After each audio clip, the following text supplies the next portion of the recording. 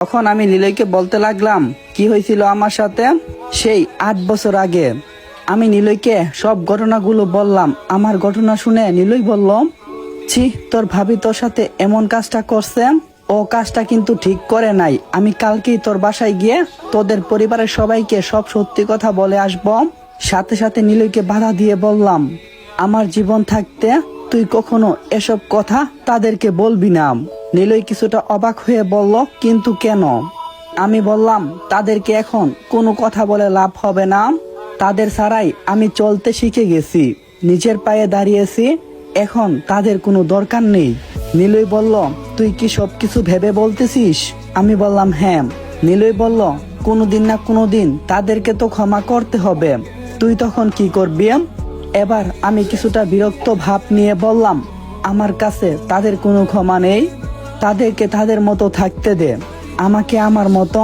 তুই মাঝখানে এসে সমস্যা সৃষ্টি করবি না প্লিজ। নিলয় আমার কথা শুনে বুঝতে পারলাম, আমি বুঝতে পেরেছি এইসব বিষয়ে আর কথা বলবো না, কেমন? আমি বললাম, এইসব বিষয়ে কথা না বললে আমি সবচেয়ে বেশি খুশি হব। আসসালামু আলাইকুম। তো সবাই কেমন আছো? আশা করি আল্লাহর রহমতে অনেকটাই ভালো আছো। আল্লাহর রহমতে আর তোমাদের ভালোবাসায় আমি অনেকটাই ভালো আছি। 7টা বাজে ভিডিও আপলোড দেওয়ার কথা ছিল, কিন্তু দিতে পারি নাই। একটা সামান্য কাজে ফেসে গেছিলাম, তাই দেরি হয়ে গেছে। আর ইউটিউবে আজকে ভিডিওটা দিতে পারবো না। আশা করি কালকে সকালে ভিডিওটা আপলোড হয়ে যাইব। তো সবাই চ্যানেলটা সাবস্ক্রাইব করে রাখো। তো বেশি কথা না কইয়াম, আজকের পর্বটা শুরু করা যাক। আমি বললাম, এইসব বিষয়ে কথা না বললে আমি সবচেয়ে বেশি খুশি হব। নিলয় বলল, ঠিক আছে, বাদ দে। এখন কোথায় থাকছিস এবং কই দিন এখানে থাকবি? আমি বললাম, এখন এখানেই থাকছি এবং অফিসের কাজ শেষ হলে চলে যাব।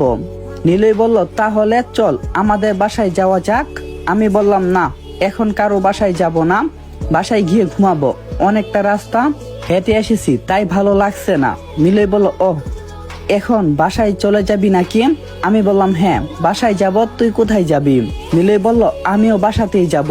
চল তাহলে যাওয়া যাক। তারপর আমি আর নিলয় একসাথে হাঁটতে লাগলাম। নিলয়ের বাসা আমাদের বাসার পাশেই, তাই আমি ওর সাথেই যাচ্ছি। দুইজনে নানা বিষয়ে গল্প করতে করতে যাচ্ছিলাম। হঠাৎ করে আমার ভাইয়ার সাথে দেখা। ভাইয়া আমাকে দেখে বোধহয় কিছুটা অবাক হলো, তবে কথা বলতে এলো না। আমি নিজে থেকেও কথা বলতে গেলাম না, কারণ তাদের সাথে আমি কোনো সম্পর্কই রাখতে চাই না। আমি জানি না কেন আমার সাথে এরকম হয়। যতই ওদেরকে ভুলে থাকতে চাই, ততই যেন নানা কারণে ওদের কথা মনে পড়ে। আজকে আমার কোনো ইচ্ছে নেই তাদের সাথে কথা বলার, কিন্তু ভাইয়ার মুখ দেখে বুঝতে পারছিলাম সে আমাকে অনেক কিছুই বলতে চাই, কিন্তু কি ভেবে যেন সেটা বলল না। ভাইয়া চলে যাওয়ার পর নিলয় আমাকে বলে উঠল, তোর ভাইয়ার সাথে কথা বলবি না?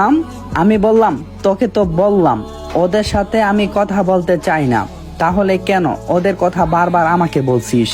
নিলয় বলল, তোর ভাইকেও দেখে মনে হলো তোকে যেন কি একটা বলতে চেয়েছিল, কিন্তু বলিনি। আমি বললাম, বাদ দে ভাই ওদের কথা। নিলয় আমার রাগ দেখে শান্ত হয়ে গেল। তারপর আমরা দুইজনে কথা বলতে বলতে আমার বাসায় চলে এলাম। তাই নিলয়কে বিদায় দিয়ে আমি আমার বাসার ভিতরে গিয়ে ফ্রেশ হয়ে ঘুমিয়ে গেলাম। আজকে শরীর অনেক ক্লান্ত, তাই আজকে আর বেশি রাত জাগলাম না। পরের দিন সকালে ঘুম থেকে উঠে ফ্রেশ হয়ে গাড়ি নিয়ে অফিসের উদ্দেশ্যে বের হলাম। অফিসে যাওয়ার পথে একটা রেস্টুরেন্টে গাড়িটা থামালাম। নাস্তা করে আবার গাড়িতে উঠে পড়লাম। গাড়িতে করে অফিসে গেলাম। অফিসে যাওয়ার পর পিয়ন এসে আমাকে ইন্টারভিউ রুমে নিয়ে গেল। সেখানে অনেকেই বসেছিল, আমিও ওইখানে গিয়ে বসলাম। একটু পর হঠাৎ করে মিটিং রুমে 2জন লোক প্রবেশ করলো। তাদেরকে খুব চিনা চিনা মনে হলো, কারণ তারা আর অন্য কেউ না, আমারই